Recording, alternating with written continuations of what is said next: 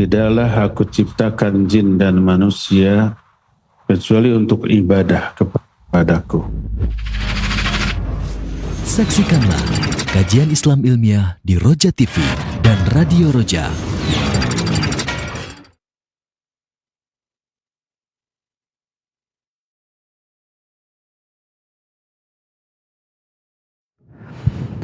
Assalamualaikum warahmatullahi wabarakatuh. Alhamdulillah wassalatu wassalamu ala Rasulillah wa ala alihi wa sahbihi wa mawala. Saudaraku seiman dan seakidah, sahabat Roja dimanapun Anda berada, masih bersama dengan kami di saluran tilawah Al-Quran dan kajian Islam. Dan insya Allah di kesempatan Jumat sore ini kembali kami sambungkan Anda dengan kajian ilmiah yang kami pancarluaskan dari Masjid Agung Al-Ukhwah, Kota Bandung, Jawa Barat, bersama Ustadz Abu Haidar As-Sundawi Hafizahullah Ta'ala. Dan kembali di kesempatan Jumat sore ini kita akan membahas kitab yang sangat penting, Al-Qaulul Farid Fawaid ala Kitab Tauhid, dengan judul Ngalap Berkah. Dan insya Allah Anda dapat menyimak kajian ini juga sekaligus bertanya jawab. Anda dapat mengirimkan pertanyaan Anda melalui pesan WhatsApp di nomor 0218236543. Dan insya Allah nanti di sesi tanya jawab Anda juga dapat berpartisipasi melalui line telepon di nomor yang sama. Baiklah saudaraku seiman dan seakidah, untuk selanjutnya kita akan simak nasihat dari Ustadz Abu Haidar As-Sundawi Hafizahullah Ta'ala. Kepada Ustadz, falyatafaddal maskura wa mahjura. Bismillahirrahmanirrahim. Assalamualaikum warahmatullahi wabarakatuh. Alhamdulillah wassalatu wassalamu ala Rasulillah wa ala alihi wa ashabihi wa mawala. Wa ba'd. Hadirin jamaah Masjid Agung Al-Ukhwah Bandung, juga para pendengar Radio Tarbiyah Sunnah, Radio Roja di beberapa kota dan radio lain, pemirsa Roja TV dan TV-TV lain, juga para netizen, kita kembali berjumpa melanjutkan kajian kitab Al-Qaulul Farid Fawaid ala Kitab Tauhid. Bab yang kita akan bahas adalah bab man tabarroka bisyajaratin au hajarin wa nahwihima. Bab orang yang ngalap berkah, bertabarruk, baik kepada pohon, batu, ataupun yang sejenisnya. Tabarruk artinya tolabul barokah, ngalap berkah, mencari berkah. Berkah maknanya adalah kasratul khair, banyaknya kebaikan. Satu akar kata dengan birkah. Birkah itu bahasa kitanya bak. Kalau di desa, di pegunungan ada sumber air, mata air, lalu mengalir terus, orang-orang membuat pancuran, terus membuat bak untuk menampung air itu sampai penuh. Setelah penuh, luber, karena mata air tidak bisa ditutup. Ditutup pasti bakal mendorong terus. Jadi dibiarkan air itu melimpah. Maka tempat penampungan air yang melimpah itu disebut birkah karena melimpahnya air. Makna barokah melimpahnya kebaikan. Kebaikannya beragam jenis kebaikan. Itu adalah barokah. Tabarruk artinya mencari barokah, mencari kebaikan yang dianggap baik menurut syariat.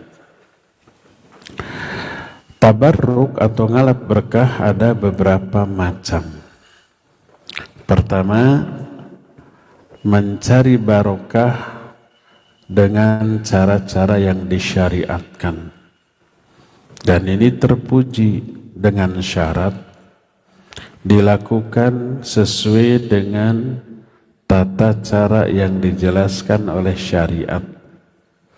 Seperti tabarruk kepada 3 masjid, Masjidil Haram, Masjid Nabawi, Masjid Aqsa. Dengan cara gimana? Salat di dalamnya. Di Masjidil Haram 100.000 kali lipat dibanding di Masjid Al-Ukhuwah. Di Masjid Nabawi 1000 kali lipat. Di Masjid Al-Aqsa 250 kali lipat. Itu pendapat yang lebih rajih, lebih kuat. Jadi ngalap berkah di masjid itu dengan cara sholat. Barokahnya apa? Pahala yang berlipat di samping ampunan yang sangat besar. Adapun mencari barokah di Masjidil Haram, Masjid Nabawi, Masjid Aqsa dengan cara-cara mengusap-ngusap dindingnya, tiangnya, Ka'bahnya, atau benda apapun yang ada di sana, maka berarti ngalap barokah dengan cara yang tidak disyariatkan. Maka tidak boleh. Kalau dia meyakini itu bagian dari agama, berarti kebid'ahan. Contoh lainnya ngalap barakah kepada air Zam-Zam. Boleh? Boleh. Air Zam-Zam itu barokah dengan cara diminum. Ketika minumnya meniatkan untuk semua niat baik. Ma'u Zam-Zam, kata Nabi SAW, 5 syuribalahu. Berhasiat sesuai dengan niat ketika meminumnya. Niatkan untuk semua niat kebaikan. Atau diusapkan ke orang yang sakit. Adapun dengan cara lain seperti ngalap berkah ke air Zam-Zam dengan cara merendam pakaian ke air Zam-Zam, lalu pakaian diyakini barokah, maka ini tidak disyariatkan. Atau Ramadan, waktu yang barokah, dan seterusnya dan seterusnya. Inilah tabarruk yang disyariatkan dan terpuji orang-orang yang melakukannya. Kedua, jenis tabarruk yang diketahui secara realita, kenyataannya betul, seperti mencari barokah, mencari kebaikan dari ilmu seorang ulama. Ilmunya diajarkan dengan cara dituliskan menjadi kitab, lalu disebar, dipelajari banyak orang, diceramahkan, dijelaskan. Ilmunya bermanfaat bagi orang banyak. Maka manfaat tersebut adalah kebaikan yang luar biasa sampai ke akhirat. Itu barokah. Makanya Usaid bin Hudair berkata kepada Abu Bakar, "Ma hiya bi awwali barokatikum ya ala Abi Bakar?" Apa barokah awal yang kalian miliki wahai keluarga Abu Bakar? Jadi mengambil barokah dari ilmunya, dari amal solehnya, dari kemuliaan akhlaknya, menebar kebaikan, hati yang keras jadi luluh, orang yang anti menjadi simpati, orang yang memusuhi menjadi bersahabat karena amalnya, karena kemuliaan akhlaknya. Kita mengikuti dia untuk ngambil faidah dari akhlaknya, dari adabnya, dari ilmunya. Itu tabarruk kepada ahli ilmu dari ilmu dan amalnya. Adapun tabarruknya kepada badannya, diusap-usap, digesek-gesek badan kita, maka itu tidak disyariatkan dan termasuk tabarruk yang tercela. Ini yang kedua. Ketiga, at-tabarruk bi atharin Nabi sallallahu alaihi wasallam ka'arqihi wa sya'rihi wa hadha yakhtasu bihin Nabi sallallahu alaihi wasallam. Ketiga, tabaruk kepada barang-barang peninggalan Nabi sallallahu alaihi wasallam. Mungkin keringatnya, mungkin rambutnya, dan ini khusus untuk Nabi. Karena perbuatan para sahabat, kalau Nabi sallallahu alaihi wasallam wudu, air wudunya itu diperebutkan, diusapkan ke wajahnya, ke bagian tubuhnya. Nabi melihat dan diam. Keringat Nabi sallallahu alaihi wasallam ditampung.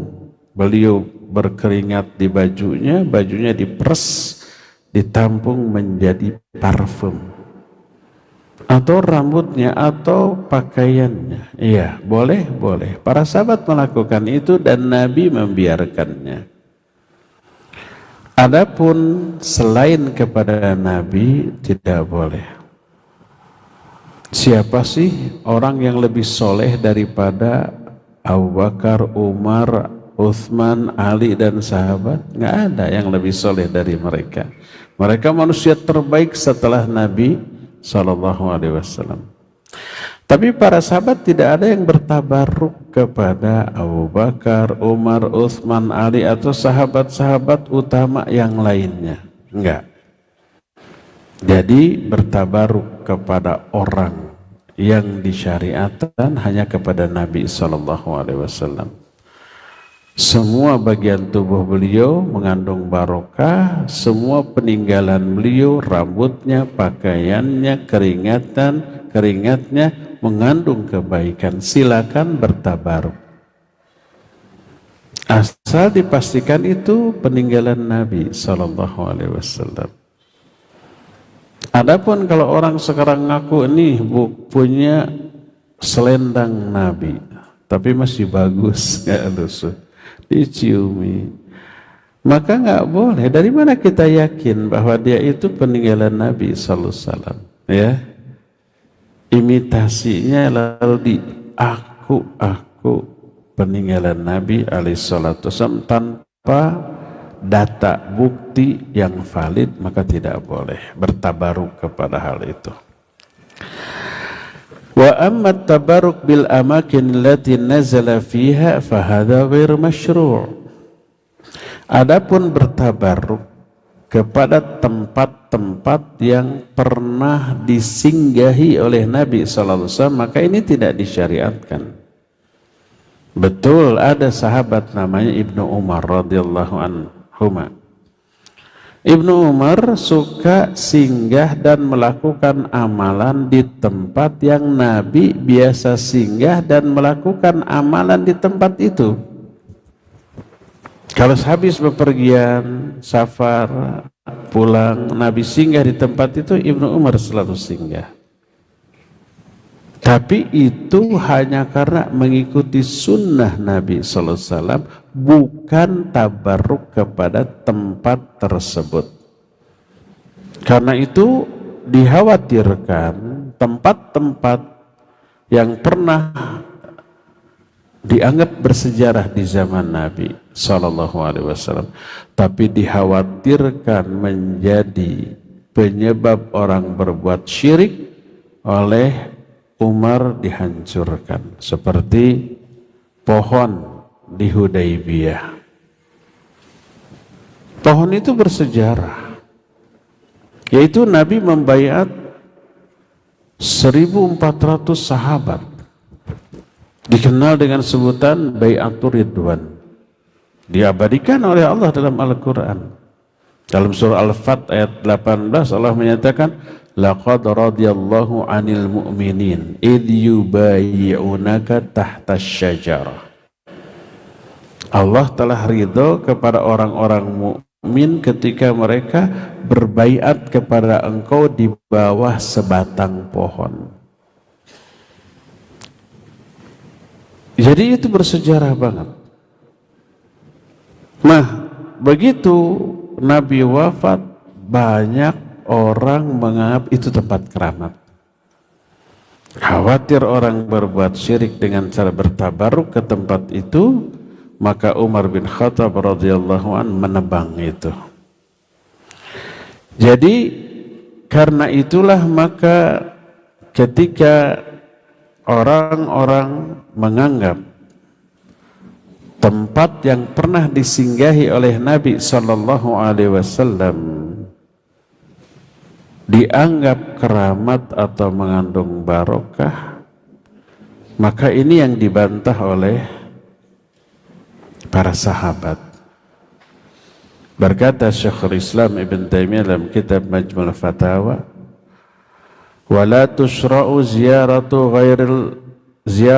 ghairi al-masajid thalatha wa min thamma fala tusra'u ziyaratu Jabal Thur wala ghar Hira li adamin naqli anis sahabatil kiram radhiyallahu anhu. Fa inna ziyarata mithla hadhil amakin yufdi bil abdi ila ayyu'azzimaha. Tidak disyariatkan ziarah selain ketiga masjid yang tadi disebutkan. Tidak disyariatkan ziarah ke Gunung Thur ataupun Gua Hira, karena tidak adanya riwayat dari para sahabat tentang sunnahnya berziarah. Rata-rata jamaah haji atau umroh kalau di Madinah ada tur luar Masjidil Haram, Masjid Nabawi. 3 tempat biasanya, Kuba, Uhud, dan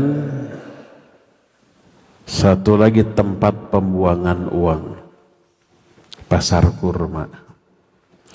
Kalau ke Kuba ya disyariatkan, man tatahhara fi baiti thumma ata masjid Kuba thumma shalla fihi rak'atain kana ka ajril umrah. Siapa yang wudu di rumahnya terus pergi ke Masjid Kuba, sholat 2 rakaat, pahalanya sama dengan umroh. Ya, disyariatkan. Ke Uhud disyariatkan karena ada kuburan para syuhada Uhud, ziarah ke sana. Dengan ziarah yang disyariatkan. Kalau di Mekah biasanya yang diziarahi Bukit Thur, karena di dalamnya ada, di atasnya ada Gua Thur, tempat bersembunyi Nabi dan Abu Bakar menjelang hijrah, bersejarah. Ada Gua Hira di Bukit Nur, sangat bersejarah, tempat apa? Turunnya wahyu yang pertama kali di sana. Terus biasanya ziarah ke Armuna, Arafah, Muzdalifah, Mina, tempat-tempat haji. Nah, menziarahi 3 tempat di Mekah itu tidaklah disyariatkan, tidak ada sunnahnya. Siapa yang berziarah ke sana dalam rangka menganggap ini sunnah dan ada pahala, bagian dari agama, dia telah berbuat kebid'ahan. Tapi kalau berziarah ke sana sekedar ingin tahu, oh ini Bukit Thur, ini dulu Nabi begini, nggak masalah. Tidak diniatkan bahwa itu sunnah, bahwa itu berpahala, bahwa itu bagian dari ibadah.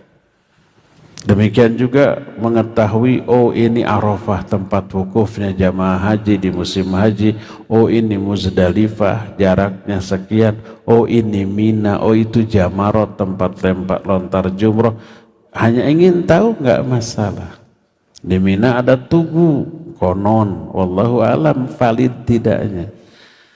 Tugu itu tempat ketika Allah memerintahkan Ibrahim untuk menyembelih Ismail.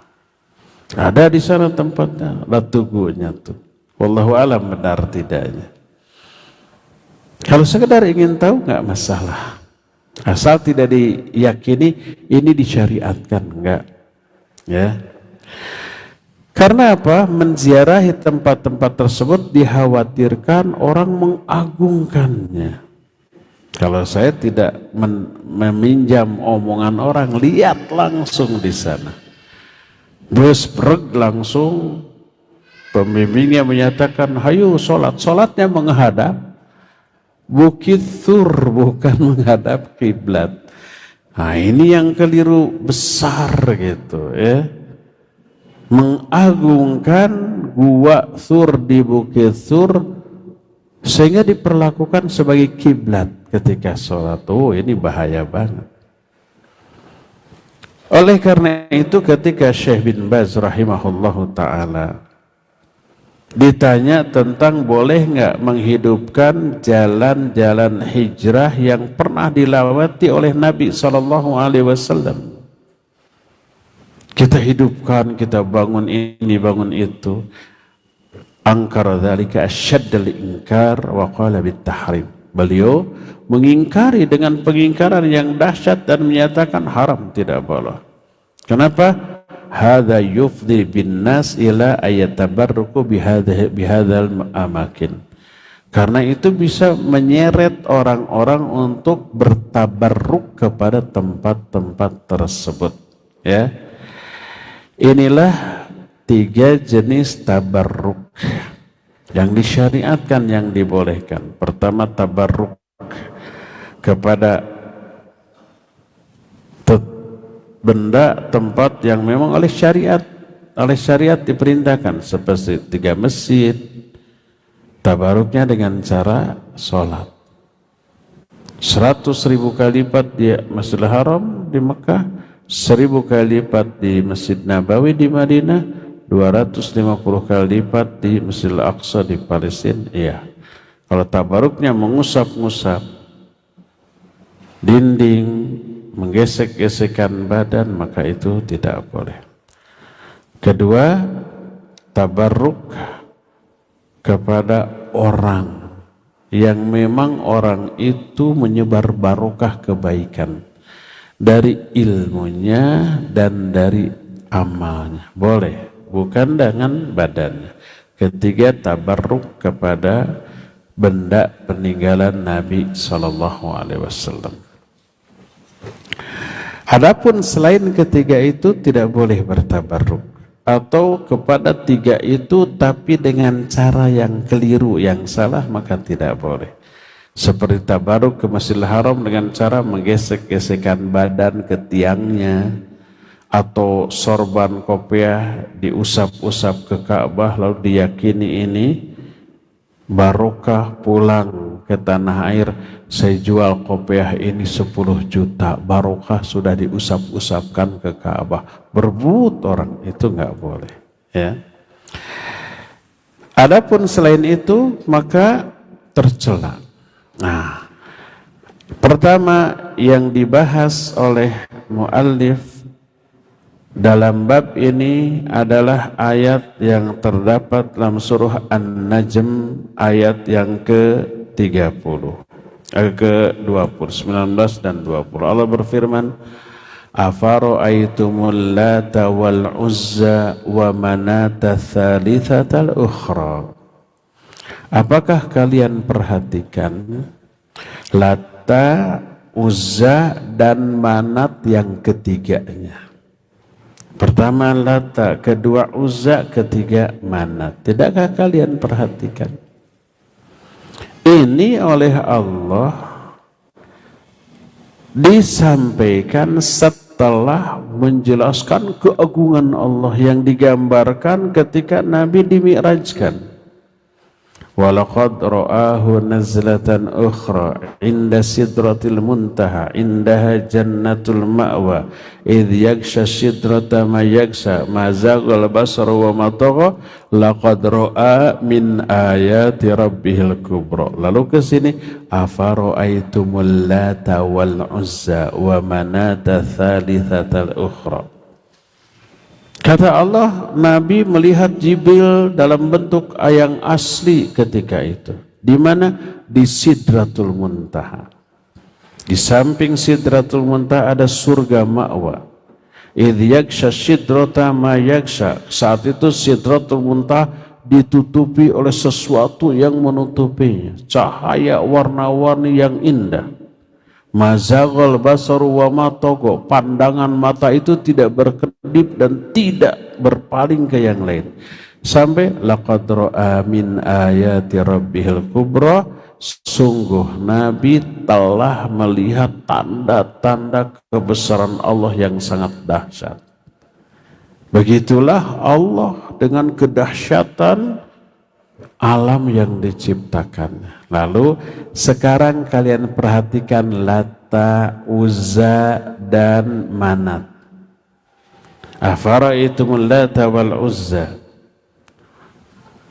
wa Manata thalithatal ukhra alakumudz dzakaru wa lahul untha tilka idzan qismatun diza.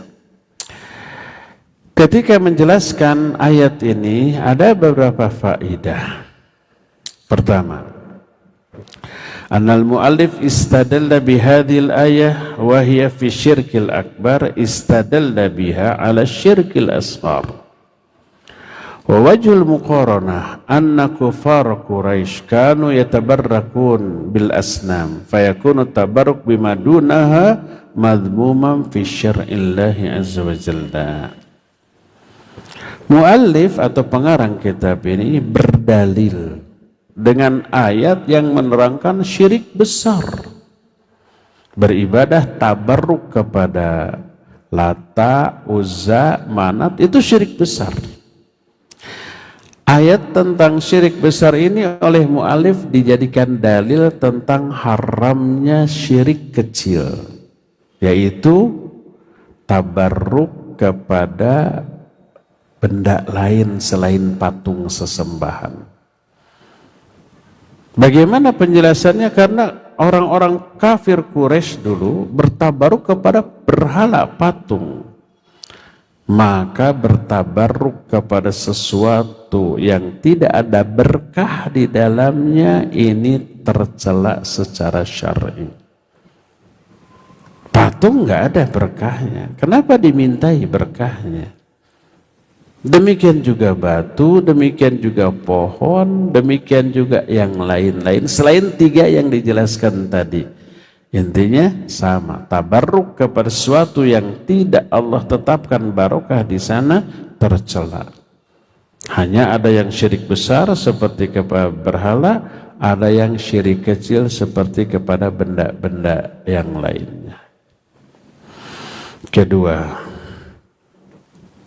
anna dzikral Lata wal Uzza wa Manat duna ghairiha minal asnam ma'anna hunaka asnaman ukhra kahubal lianna hadhil ma'budat yu'azzimunaha asyad min ghairiha. Disebutnya tiga berhala, Lata, Uzza, Manat. Berhala lain tidak, padahal banyak. Ada Hubal juga berhala, tapi yang disebut cuma tiga, Lata, Uzza, dan Manat. Karena ketiga sesembahan ini yang paling diagungkan, disakralkan oleh para penyembahnya. Rajanya berhala ini tiga ini.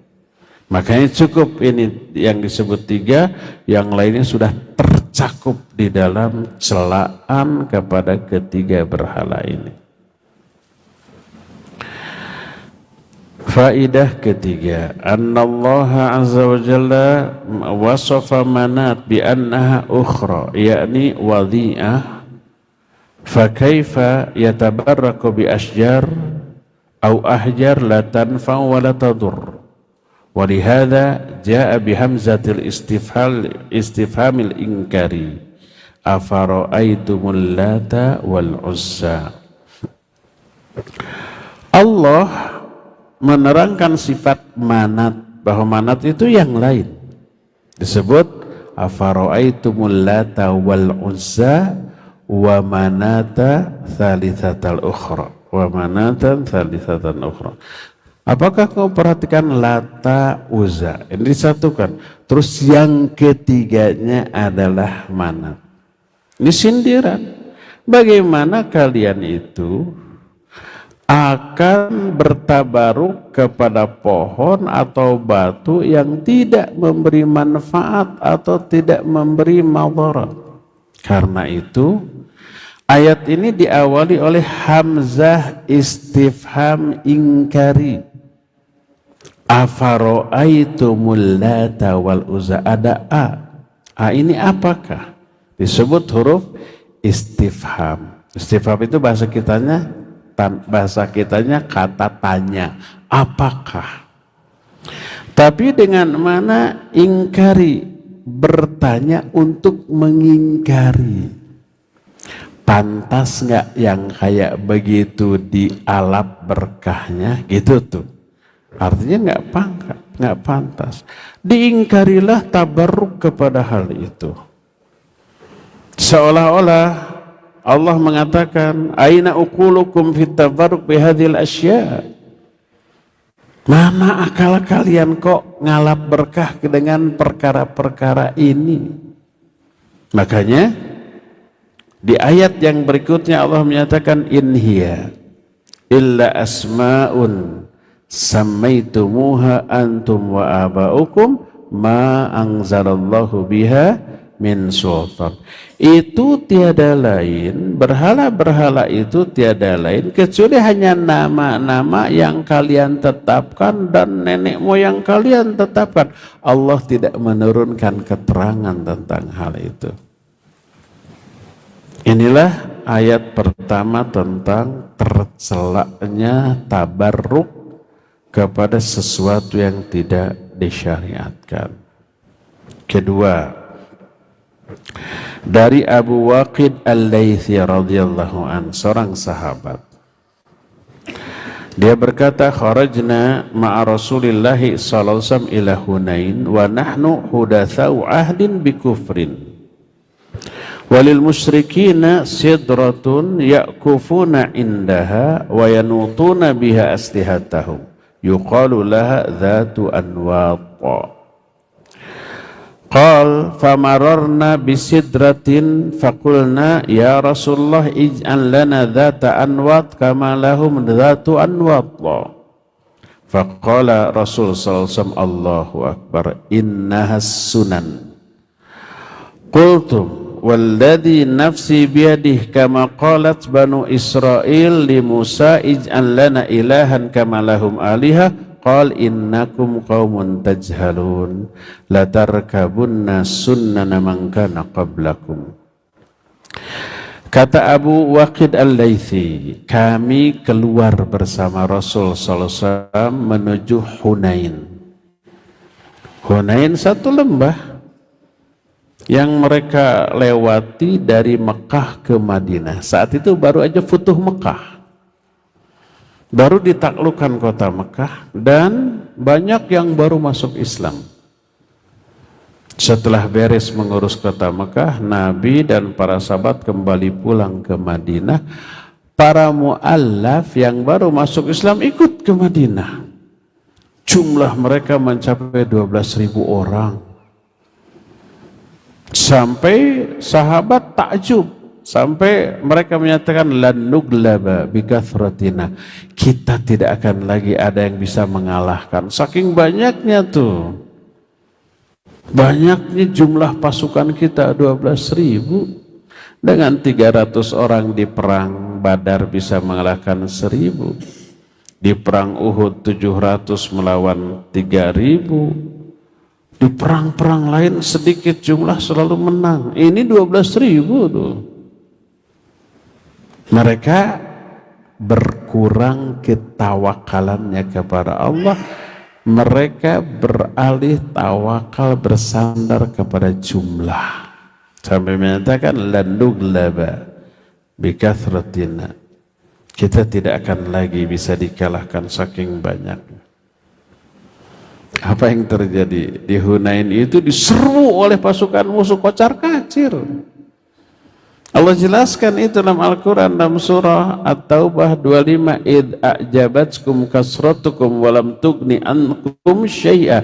Ingat, ketika kalian merasa takjub dengan banyaknya jumlah kalian, padahal banyaknya jumlah itu nggak manfaat sedikit pun bagi kalian. menang kalah di peperangan itu karena turun atau tidaknya pertolongan Allah. Kalau Allah menurunkan pertolongan, menang walaupun jumlahnya sedikit.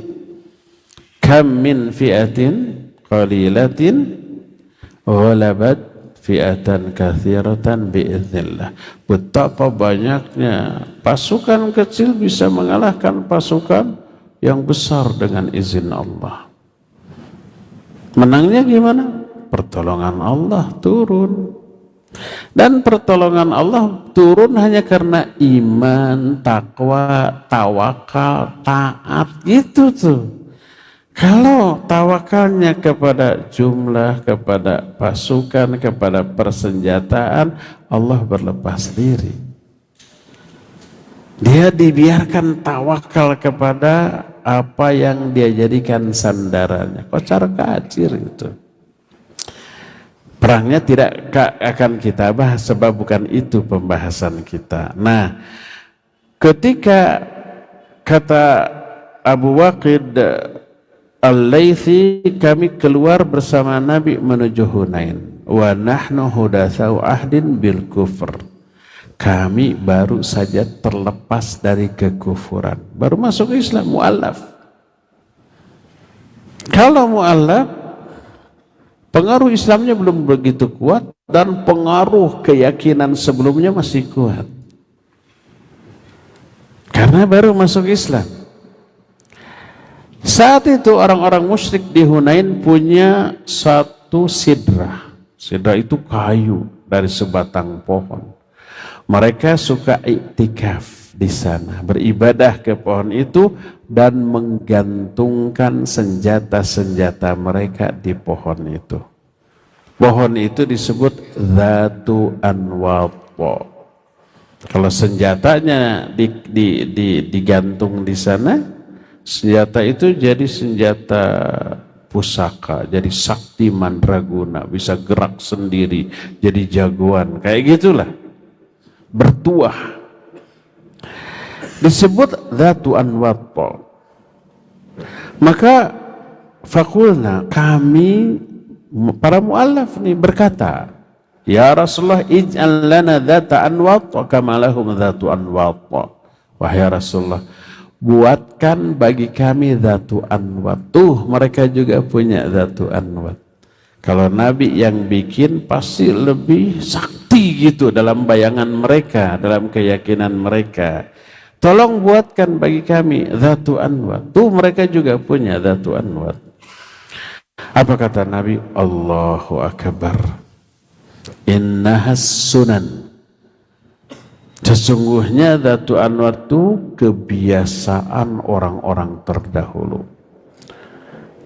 Kalian telah berkata, demi Allah yang jiwaku berada dalam genggaman tangannya. Kalian telah berkata kepadaku, seperti perkataan Bani Israel kepada Musa, ij'al lana ilahan kama lahum alihah. Hei Musa, buatkan bagi kami satu patung sesembahan sebagaimana mereka juga punya banyak patung sesembahan. Minta Dzatu Anwat sama dengan minta patung untuk disembah. Qal, maka Musa menjawab, innakum qaumun tajhalun, dasar kalian mah kaum yang bodoh. Bani Israel baru saja diselamatkan dari kekuasaan Fir'aun. Penjajahan yang luar biasa dahsyat, panjang waktunya, menderita, diperbudak. Terus dibebaskan oleh Allah dengan cara si Fir'aun dan bala tentaranya ditenggelamkan di lautan. Mereka baru bebas berjalan. Lihat patung-patung sesembahan yang disembah orang. Minta ke Musa, hei Musa, buatkan bagi kami satu patung sembahan sebagaimana mereka punya beberapa patung sembahan. Apa kata Nabi Musa? Dasar kalian kaum yang bodoh. Jadi minta Dzatu Anwat sama dengan minta patung sesembahan. Kalau Nabi mengatakan latarkabunna sunana man kana qablakum, kalian pasti akan mengikuti sunnah-sunnah orang terdahulu sebelum kalian. Shibran bi shibrin, dira'an wa dira'in, sejengkal demi sejengkal, sehasta demi sehasta, sampai apabila mereka masuk ke lubang bayawak pun pasti kalian mengikutinya. Hadis ini riwayat Imam At-Tirmidzi, lalu beliau mensahihkannya. Dari hadis ini ada beberapa faedah, pelajaran yang sangat berharga. Pertama, anna man kana shaliha wa qudira alaihi ay yakuna fi mawtini syubhah au ayasdura minhu kalamun yadhunnu minhu qu'uhu fit tuhmah ayyunazziha nafsahu bitibyani haqiqati amrih fa innal abda ma'murun binafi tuhmah anhu. Pertama, hadis ini menerangkan bahwa orang yang soleh tapi ditakdirkan dia berada di posisi yang samar atau di posisi yang menyebabkan mungkin saja dia dituduh, dicurigai oleh orang lain. Maka boleh dia memberi klarifikasi tentang dirinya, menjelaskan hakikat yang sebenarnya. Karena sebagai hamba kita diperintahkan untuk menepis tuduhan yang tidak benar. Contoh, suatu saat Nabi SAW dan istrinya Sofiyah malam-malam keluar jalan. Tiba-tiba ada dua orang bertemu berpapasan dengan Nabi SAW. Melihat Nabi sedang berjalan bersama perempuan, keduanya langsung balik arah dan segera pergi. Melihat itu oleh Nabi dipanggil, ala rislikuma innaha Safiyah bintu Huyai. Faqala subhanallah ya Rasulullah. Qal inna syaitan yajri minal insan majrad dam wa inni khasyitu ayyuqdhafa fi qulubikuma syarra. Tenang dulu wahai saudaraku, jangan terburu-buru. Ala rislikuma, ini Sofiyah bin Huyai, ini istriku gitu, bukan perempuan lain. Jadi Nabi mengklarifikasi, khawatir mereka menuduh ini perempuan lain yang bukan istrinya. Lalu diklarifikasi. Orang itu berkata, subhanallah ya Rasulullah. Maknanya subhanallah, tasbih itu nafi, mengingkari. Mereka tidak menuduh. Tapi apa kata Nabi? Sesungguhnya syaitan menjalar dalam tubuh manusia melalui aliran darah.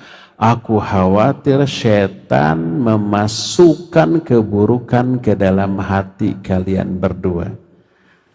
Ingat, saya sering bilang, dalam masalah fitnah menuduh orang, ucapan ahli maksiat yang sudah terkenal kemaksiatannya bisa lebih dipercaya daripada ucapan seorang ulama yang soleh, seorang hamba yang soleh dan dikenal dengan kesolehannya.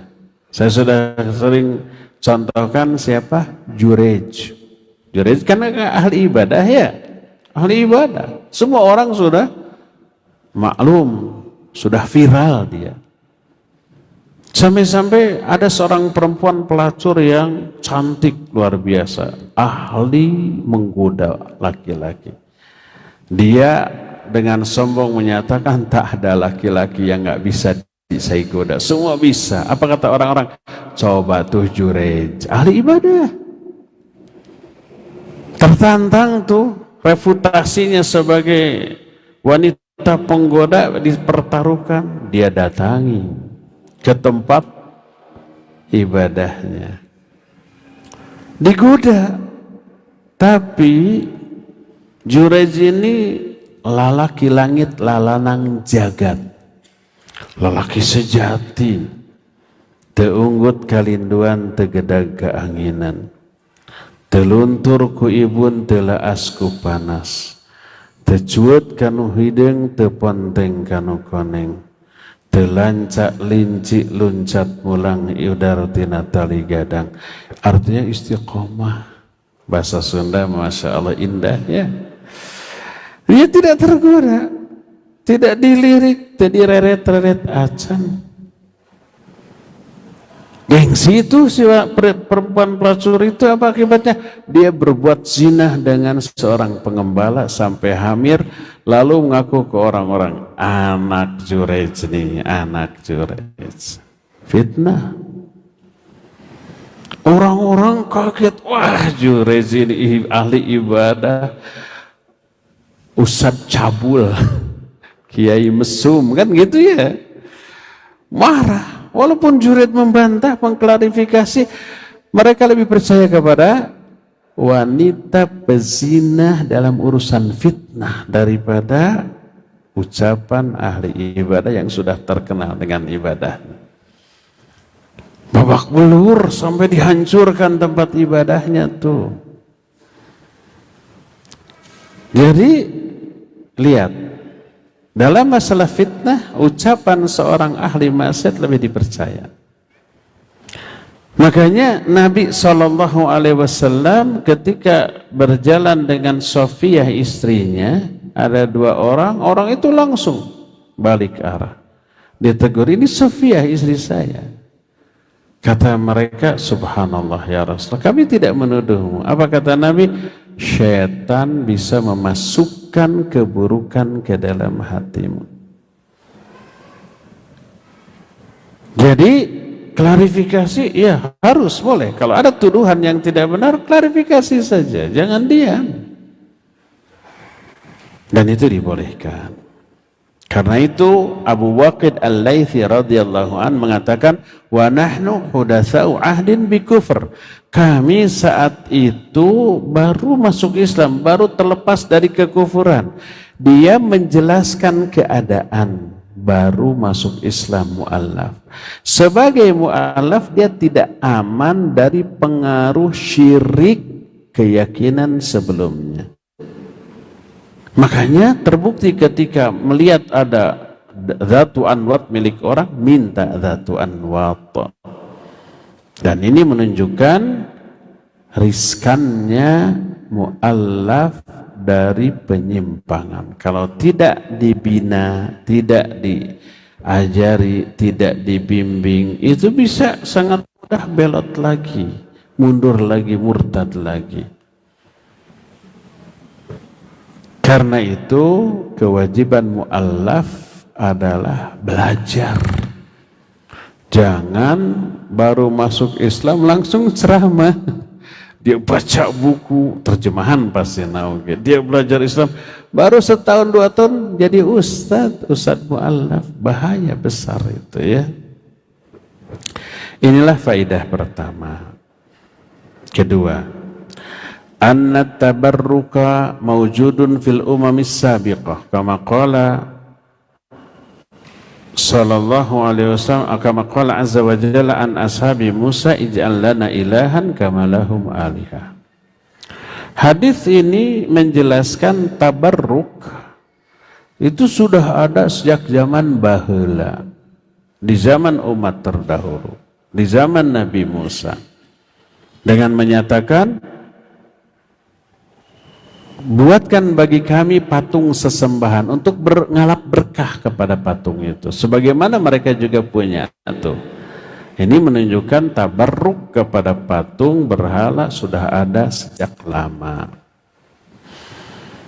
Ketiga, anna man intaqala min halatin sayyi'ah ila halatin hasanah qad tasdaru minhu alfadhu af'alun i'tada 'alaiha wa min thamma fa inna 'ala da'iyah yakunu hakima.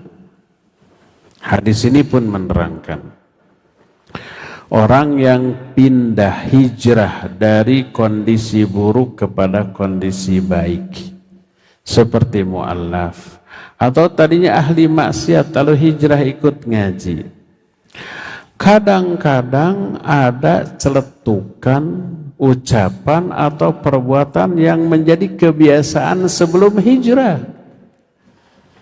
Kebiasaan gibahnya, kebiasaan pas dengar musik ikut unggut-unggutan, ikut menyanyikan. Kebiasaan buruk sebelum hijrah itu kadang secara spontan, nalurinya itu tidak langsung hilang. Maka dari sini setiap dai wajib berbijaksana bersikap kepada mereka. Jangan langsung ditardik seperti orang yang sudah lama ngaji, jangan. Maklumi. Perlakukan secara bijak. Ini akhwat, perhatikan. Yang sudah lama ngaji belasan tahun, puluhan tahun ngaji. Kalau suatu saat ada akhwat yang datang ke pengajian pakai jilbab gaul, pakai lipstik sampai merahnya itu menyala, pakai eyeshadow, pakai alisnya dikerok atau dikeruk, lalu bikin garis alis baru dengan spidol, kelihatan menor, maka maklumi dia baru hijrah atau ingin hijrah. Survei dulu, jajaki dulu gitu, kondisi yang akan dijadikan tempat dia hijrah menyenangkan apa tidak. Kalau yang begitu langsung sambut, ahlan ya ukhti, masya Allah, usi cantik, silakan, nyamankan, sambut. Jangan langsung ditegur keras, ini mau dugem atau mau ngaji? Ngaji, masa kayak gitu, memalukan. Langsung kabur lagi, nggak jadi hijrahnya itu. Akhwat lama menjadi penghalang sampainya hidayah kepada orang itu. Nyamankan dulu. Ingat, akhwat yang sekarang udah belasan tahun ngaji, awal ngaji kayak gitu tuh. Hanya pas datang dinyamankan. Jangan biarkan dia terasing. Begitu masuk teh ya, karena penampilan menor beda dengan yang lain, dia merasa terasing karena baru nggak ada yang kenal. Cepet didatangi, ahlan, ditegur, ukhti, baru kelihatan namanya siapa? Oh fulan, ahlan, kita saudara, ayo ngobrol-ngobrol, kenalkan, nih namanya ini nih. Nyaman dia. Masya Allah, ini tempat saya hijrah nanti menyenangkan, orangnya ramah, friendly, perhatian, peduli, nggak ada celaan, nggak ada cemoohan, nggak ada yang seperti itu, menyenangkan.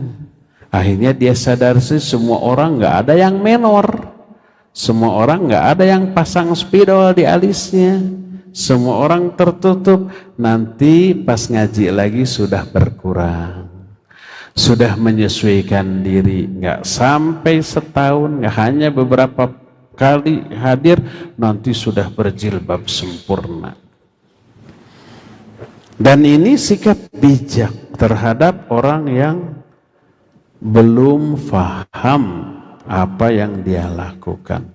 Jadi ingat, orang yang baru hijrah, dia tidak mungkin langsung meninggalkan, membuang semua kebiasaan buruk yang lalu. Enggak mungkin, bertahap.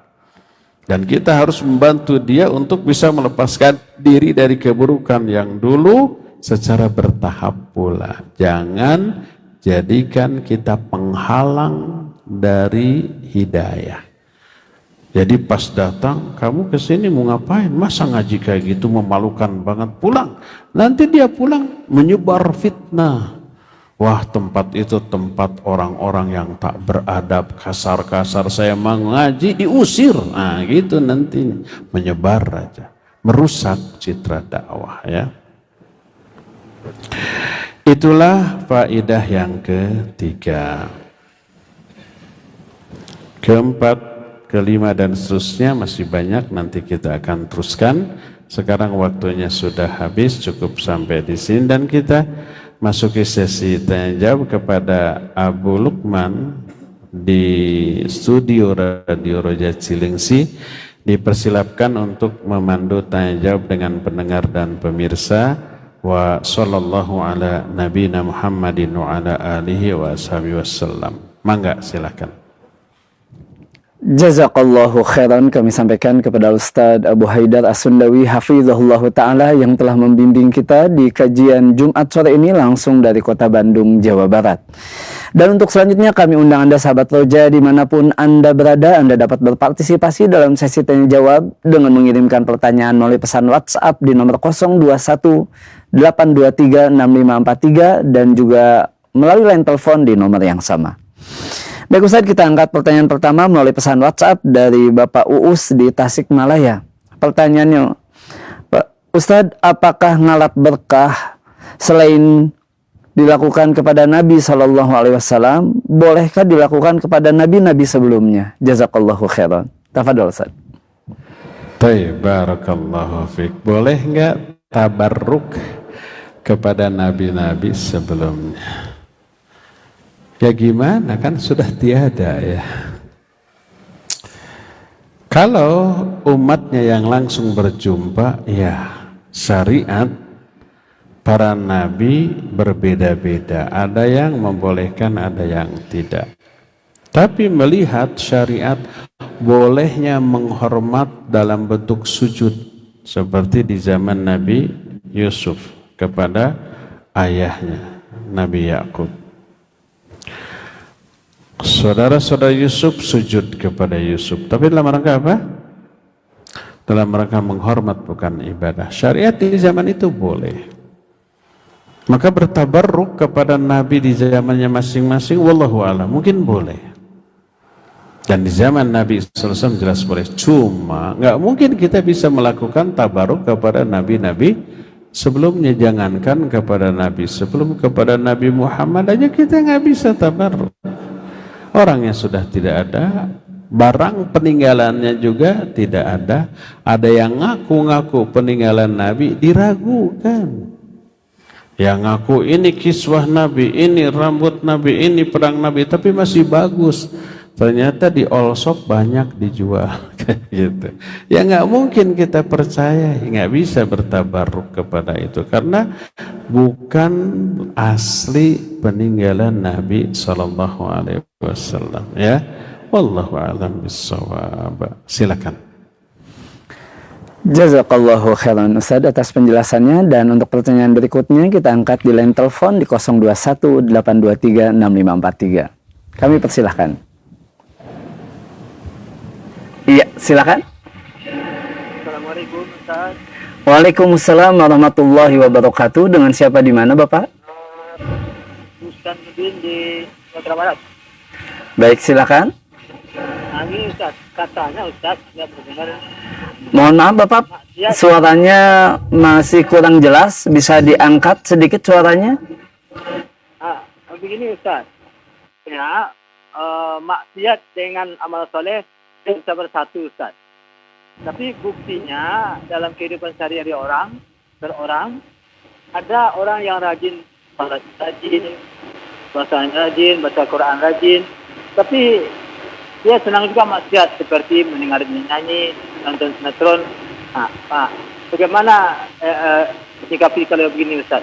Katanya tidak bisa bersatu, tapi kok dalam diri seorang itu bisa ada maksiatnya, ada Baik, tampaknya sudah cukup jelas. Tafadhol Ustaz. Saya sedikit ulang Ustaz pertanyaannya terkait dengan orang yang ibadahnya rajin Ustaz, tapi maksiatnya juga rajin. Ini bagaimana bisa seperti ini Ustaz? Tafadhol Ustaz. Baik, barakallahu fiik. Ada orang istilahnya STMJ, sholat terus, maksiat jalan. Dia rajin ibadah, Senin Kamis saum, baca Quran odoj, setiap sholat pasti ke masjid, malam tahajud, rajin ibadah, tapi rajin juga maksiatnya. rajin gibah, rajin mencela, rajin menghina, rajin menyinggung atau menyakiti orang lain, rajin nipu juga. Gimana bisa ya? Apakah ada fenomena seperti ini? Ya, mungkin ada. Gimana orang seperti itu? Baik, barakallahu fiik. Pertama, ketika dia beribadah, selama ibadahnya itu memenuhi rukun dan syarat seperti sholat, seperti saum, seperti haji atau umroh, maka ibadahnya sah, diterima, dan dapat pahala sesuai dengan kualitas dari ibadahnya. Makin berkualitas, makin hebat. Dan ketika dia melakukan dosa maksiat, melanggar larangan, mengabaikan perintah, dia berdosa. Ketika beribadah dia berpahala, ketika melakukan dosa maksiat dia berdosa. Dua-duanya dicatat. Raqib mencatat kebaikan, Atid mencatat keburukan. Dia melakukan amalan-amalan yang dijanjikan surga. Tahajud, saum sunat, saum Ramadan, sholat, dijanjikan surga. Tapi juga dia melakukan amalan yang terancam neraka. Ghibah, mencela, menghina, menyakiti orang, menipu, itu diancam neraka. Dua-duanya dia lakukan. Terus akhirnya dia ke surga atau ke neraka? Ditimbang. Pahalanya berapa, dosanya berapa, ditimbang. Fa amma man thaqulat mawazinuh fahuwa fi 'isyatir radiyah. Kalau lebih berat ke pahala, dosanya ada tapi lebih ringan, fahuwa fi 'isyatir radiyah, dia akan berada dalam kehidupan yang bahagia, yang senang. Dosanya terhapus oleh sebagian pahalanya. Innal hasanati yudhibnas sayyi'at. Pahala kebaikan bisa menghapus dosa-dosa. Katakanlah kalau dihitung dengan angka, kebaikannya 1000, dosanya 500. Lebih berat ke pahala. Maka 500 pahala dipakai untuk menghapus 500 dosa. Dosa habis, tersisa saldo 500. Tapi sebaliknya, wa amma man khaffat mawazinu fa ummuhu hawiyah. Kalau pahalanya ringan, dosanya lebih berat, fa ummuhu hawiyah, tempat kembalinya neraka hawiyah. Dia ke neraka dulu sampai lunas dosanya oleh azabnya. Setelah habis, barulah diangkat dari neraka dan dimasukkan ke dalam surga. Ya, itu dari segi perhitungan antara dosa dan pahala. Nah, sekarang dari segi athar. Athar itu artinya dampak. Kalau ibadah orang itu benar, sholatnya benar, benar itu dia ikhlas sholatnya, dia khusyuk sholatnya, dia mutaba'ah sesuai dengan contoh sunnah dari Nabi tentang tata cara sholat. Dia mengerjakannya berjamaah di awal waktu bersama imam di masjid. Kalau sholatnya sehebat itu, mustahil dia masih berdosa di luar sholat. Dengan dosa besar. Kalau dosa kecil mungkin. Karena apa? Allah menyatakan inna sholata tanha anil fahsyai wal munkar. Salat itu bisa mencegah pelakunya dari keji dan munkar. Salat yang bagaimana? Salat yang diterima, yang bagus, yang ikhlas, yang khusyuk, yang nyunnah, yang dilakukan dengan sebaik-baiknya. Dia di luar salat nggak mungkin berbuat keji dan munkar. Akan tergerus dengan sendirinya tuh. Saum juga begitu. Kalau saumnya benar, ya ikhlas, ya berkualitas, selama saumnya diisi ibadah, ngaji, ya baca Quran, zikir, berdoa, infak, sedekah dan seterusnya, dia pasti akan berdampak. Seusai saum dia nggak akan nyakiti orang. Karena apa? Saum pada hakikatnya menahan diri dari perkara yang mubah. Hukum asal makan, minum, syahwat ke istri, hukum asalnya mubah. Tapi selama saum diharamkan. Apalagi yang hukum asalnya haram, pasti jauhi oleh orang yang saum. Ketika orang yang saum tapi melanggar yang haram, ucapannya, perbuatannya, saumnya ditolak. Malam yada' qaula zur wal amala bihi wal jahl falaisa lillahi hajatun fi ayyada at'ama wa syarabah.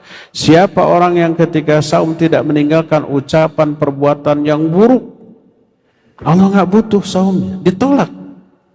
Salat, kalau salatnya umpamanya tidak ikhlas, tidak khusyuk, tidak sunnah, ditunda-tunda dari awal waktu hampir habis baru sholat, ngebut, nggak ada kehusuan, maka sholat seperti ini tidak akan berpengaruh kepada jiwanya. Seusai sholat dia lalai dari tujuan sholat, tanha anil fahsya'i wal munkar. Seusai sholat dia tetap keji dan mungkar, berdosa, bermaksiat. Dia terkena dengan ayat fawailul lil musallin alladzina hum an salatihim sahun. Celaka orang yang salat. Itu orang yang sahun dari salatnya. Digunakan huruf an bukan fi. Alladzina hum an salatihim bukan fi salatihim. An di sini maknanya lalai dari tujuan salat yang harus diwujudkan seusai salat. Seusai salat nggak boleh keji, nggak boleh mungkar. Siapa orang yang seusai salat masih keji dan mungkar, berarti dia lalai dari tujuan salatnya, terancam azab. Jadi orang yang masih berdosa, bermaksiat dengan dosa besar di luar ibadahnya, seusai ibadahnya, indikator ibadahnya tidak berkualitas. Coba perbaiki ibadahnya. Kalau sholat, perbaiki niat, perbaiki kehusyuan, perbaiki gerakan dan bacaan sesuai sunnah Nabi SAW. Coba selalu berjamaah di masjid di awal waktu. Maka dengan memperbaiki sholat, dengan seni akhlak di luar sholat menjadi terperbaiki secara otomatis, ya. Wallahu a'lam bissawab. Terakhir ya, Abu Lukman silakan. Jazakallahu khairan Ustaz atas penjelasannya. Dan untuk pertanyaan terakhir kembali kita angkat melalui pesan WhatsApp Ustaz dari Bapak Imar di Pekanbaru Ustaz. Pertanyaannya mengenai tabaruk dengan cara haul Ustaz. Adakah haul Ustaz ini dalam Islam, dan apakah beda kalau haul dilaksanakan terkait dengan haul orang soleh Ustaz? Mohon penjelasannya Ustaz. Baik, barakallahu fiik. Makna haul adalah 1 tahun. Ketika orang mulai bisnis atau mulai usaha, untung, keluar zakatnya, lihat 2 syarat, nisab dan haul. Wahala alaihil haul, dan telah berlalu bagi dia 1 tahun. Haul itu 1 tahun. Yang dimaksud haul dalam pertanyaan lah peringatan kematian seseorang. Mungkin itu orang soleh yang dianggap soleh. Apakah ini bagian dari agama atau dunia? Ini urusan agama atau urusan dunia? Pastilah urusan agama. Makanya isinya zikir, baca Quran, sholawatan. Walaupun sebagian ada yang mencampur adukan dengan dangdutannya, dengan musik, dengan joget-joget. Sholawatnya dinyanyikan, dijogetin lagi. Na'udzubillah. Rusak ini agama, ya. Jadi dipastikan haul itu bagian dari agama dalam keyakinan orang yang melakukannya.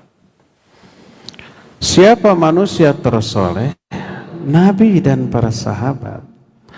Apakah Nabi, para sahabat, orang-orang soleh ketika wafatnya setiap tahun di tanggal wafatnya mereka dirayakan, diperingati dengan cara-cara tertentu? Tidak pernah ada para sahabat menghaulkan Nabi SAW.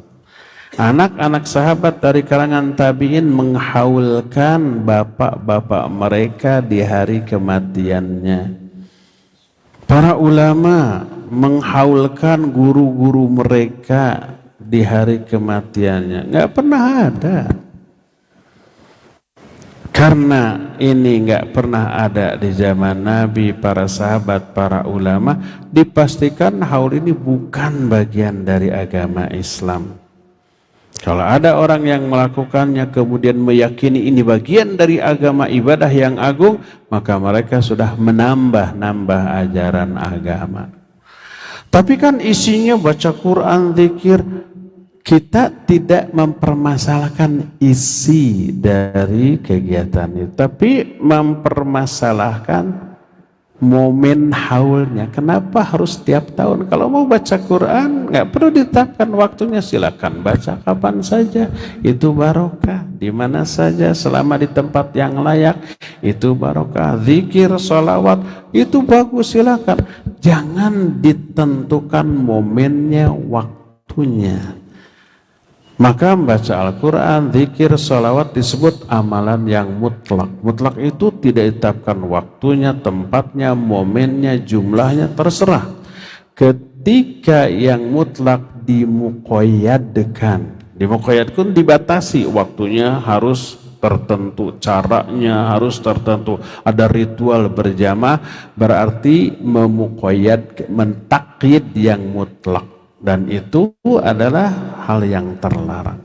Yang mutlak tetapkan dalam kemutlakannya, yang muqayyad tetapkan dalam kemuqayyadan. Contoh yang muqayyad, seperti umpamanya doa keluar masuk WC, maka amalkan di sana. Jangan masuk pasar atau masuk masjid baca doa keluar masuk WC, nggak boleh. Doa umpamanya zikir pagi jangan dibaca malam hari, itu muqayyad ya.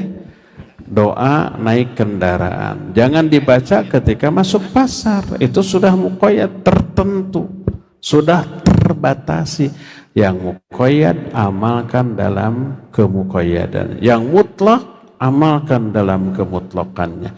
Ketika yang muqayyad diamalkan secara mutlak, kita pas masuk masjid, kemudian duduk di majlis taklim, kita baca Bismika Allahumma amutu wa ahya. Nah sesuai itu berdoa apa? Tidur dibaca pas mau ngaji. Pas beres kajian, Alhamdulillahilladzi ahyana ba'dama amatana wa ilaihi nusyur. Tidur selama ngaji dia. Jadi yang muqayyad amalkan di momennya, di waktunya, di tempatnya. Yang mutlak silakan, jangan dimuqayyadkan. Ketika yang mutlak dimuqayyadkan menjadi kebid'ahan, dan ketika yang muqayyad diamalkan di tempat semau kita juga berupa kebid'ahan. Kalau kita pas duduk di majlis membaca Bismika Allahumma amutu wa ahya dan dianggap itu bagian dari ajaran Islam, itu kebid'ahan. Namanya bid'ah idhofiyah. Idhofiyah itu kebid'ahan berupa amalan yang disyariatkan tapi dilakukan di luar waktunya, di luar momennya. Itu maka tidak boleh kita melakukannya. Demikian, wallahu a'lam bishawab. Cukup ya sampai di sini. Insyaallah kita akan lanjut kajian kitab ini di Jumat yang akan datang. Subhanakallahumma bihamdik asyhadu an la ilaha illa anta astaghfiruka wa atubu ilaik, walhamdulillahi rabbil alamin, wassalamualaikum warahmatullahi wabarakatuh. Waalaikumsalam warahmatullahi wabarakatuh. Kami ucapkan jazakallahu khairan kepada Ustaz Abu Haidar As-Sundawi hafizahullah ta'ala yang telah membimbing kita di kajian Jumat sore ini langsung dari Masjid Agung Al-Ukhuwah Kota Bandung, Jawa Barat. Dan kami ucapkan pula jazakumullahu khairan untuk Anda sahabat Roja dimanapun Anda berada. Semoga kebersamaan kita di sore hari ini mendatangkan ilmu yang bermanfaat. Mohon maaf atas segala kekurangan dan semoga Allah pertemukan kita kembali di kesempatan-kesempatan yang akan datang. Khususnya bersama Ustaz Abu Haidar As-Sundawi hafizahullah ta'ala di setiap Jumat sore pukul 16 waktu Indonesia bagian Barat. Kami dari studio undur diri. Wassalamualaikum warahmatullahi wabarakatuh.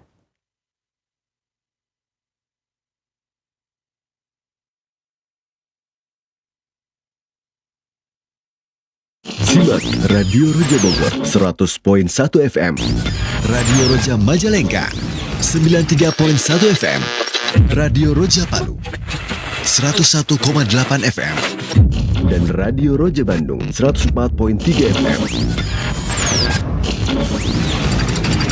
Menyebar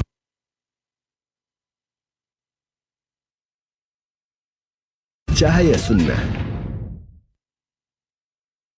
لأن أهل السنة هي وصف ديني.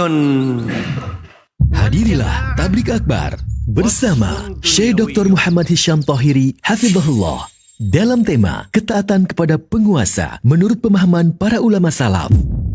السنة تأتي لمعان 4 معروفة عند العلماء. Penerjemah Ustadz Abu Zaid Cecep Nur Rahman MA Hafizahullah, Rabu 9 Al-Muharram 1448 Hijriah, 24 Juni 2026, Ba'da Maghrib sampai selesai, bertempat di Masjid Jami Al-Barkah, Jalan Transyogi Kilometer 9, nomor 756, Cilengsi, Bogor.